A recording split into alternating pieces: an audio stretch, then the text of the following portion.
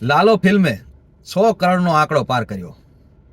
ખૂબ ખૂબ અભિનંદન એ ફિલ્મના ટીમના દરેક લોકોને. ખરેખર કૃષ્ણએ સહાયતા કરી છે.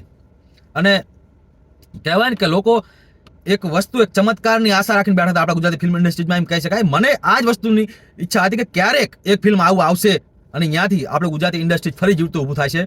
કારણ કે એટલી ફિલ્મો બની રહી હતી પણ ફિલ્મો ચાલતી જ નથી. અને બધાય ફિલ્મના દર્શકો બનાવનારા બધાને એવું હતું કે આવું ફિલ્મ આવે અને પછી આવા ફિલ્મો બને, ગુજરાતી ફિલ્મ ઇન્ડસ્ટ્રી ફરી ચાલતી થાય અને લોકો વધુ જોવા આવે. તો એ આ ફિલ્મે કરી બતાવ્યું છે. હવે વાત કરું એક, મતલબ એક ને કેટલાય આવા છે કે એક ડાયરેક્ટર છે, એને અને એમના પોપકોર્ન વાળા જે મફત પોપકોર્ન ખવડાવે ને, બધ ખાઈ નથી કઈ વાંધો નથી, ખોટા રિવ્યુ લખી નથી વાંધો નથી, પણ એ ખોટા રિવ્યુ લખ્યા પછી લોકો એ ફિલ્મ જોવા ના જાય અથવા જાય અને પછી એના વિશે ખરાબ લખે ને, ત્યારે એમના વિશે ખરાબ લખતા હતા. એક પોસ્ટ હતી કે આવું કે ગુજરાતી લોકોને ગુજરાતી ફિલ્મ પ્રત્યે કોઈ આદર ભાવ જ નથી, ફિલ્મ બચાવવામાં કોઈ, ગુજરાતી ભાષા બચાવવામાં કોઈ રસ જ નથી, અને સાઉથના ફિલ્મો જોવામાં પૈસા ખર્ચી નાખે, ગુજરાતી ફિલ્મોમાં પૈસા નથી ખર્ચતા. આવું મતલબ ગુજરાતી ફિલ્મ ના ચાલવા બાબત ફક્ત ને ફક્ત ગુજરાતની જનતાને ટાર્ગેટ કરી રહ્યા હતા. પછી મેં અહીંયા કોમેન્ટ કરી કે સાહેબ એવું નથી, પૂરા સન્માન સાથે, કે સાહેબ એવું નથી કે ગુજરાતને લોકોને ગુજરાતી ફિલ્મ નથી જોવી, પણ ગુજરાતી ફિલ્મો વારંવાર એવી આવે છે ઠેકાણા વગરની કે લોકો જોવા જતા અચકાય છે.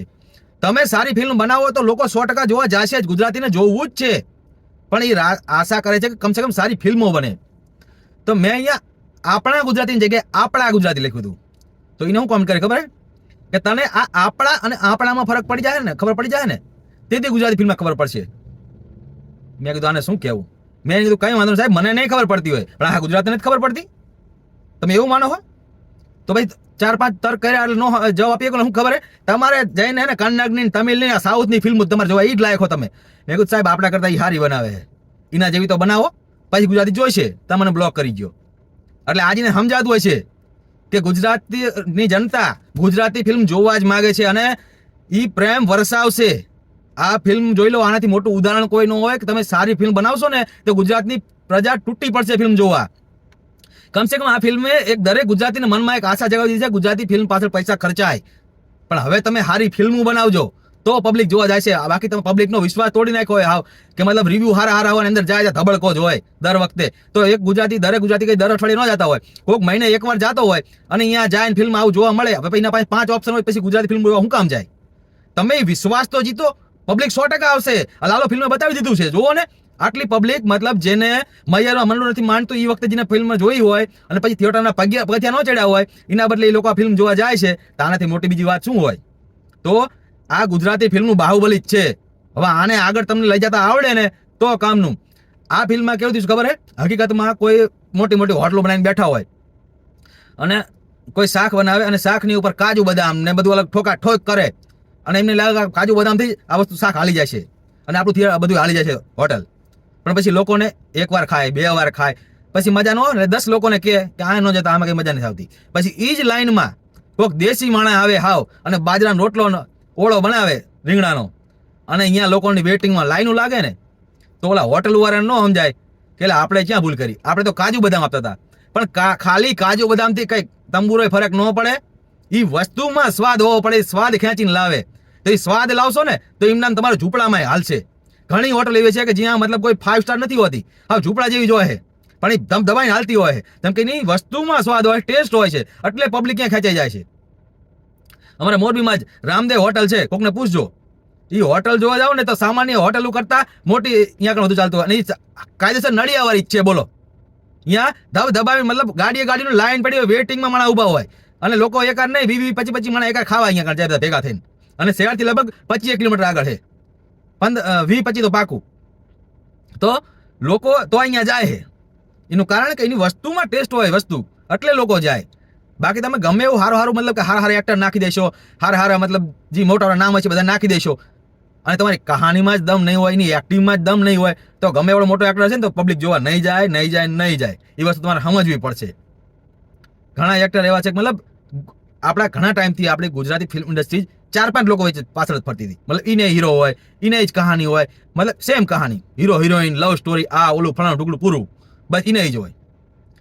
હું નથી કહેતો હિરોઈન ન લો, એ હીરો હિરોઈન નો લો, પણ એ વસ્તુનું જે અભિનય જેવો હોવો જોઈએ ને એવો લાગવો પડે.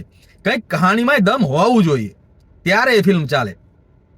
આ લાલો ફિલ્મમાં કેટલાય મતલબ સમજો કે તમે કોઈ હાથમાં બોમ્બ ફૂટે તમારા હાથમાં, મારા હાથમાં મિર્ચી બોમ્બ ફૂટેલો હોય, એ બોમ્બ ફૂટે ને એટલે ઘડી સુધી તમને કંઈ સંભળાય જ નહીં, ચૂં કાનમાં એવું સંભળાય તમને, આમ તમ્મર ચડી જાય.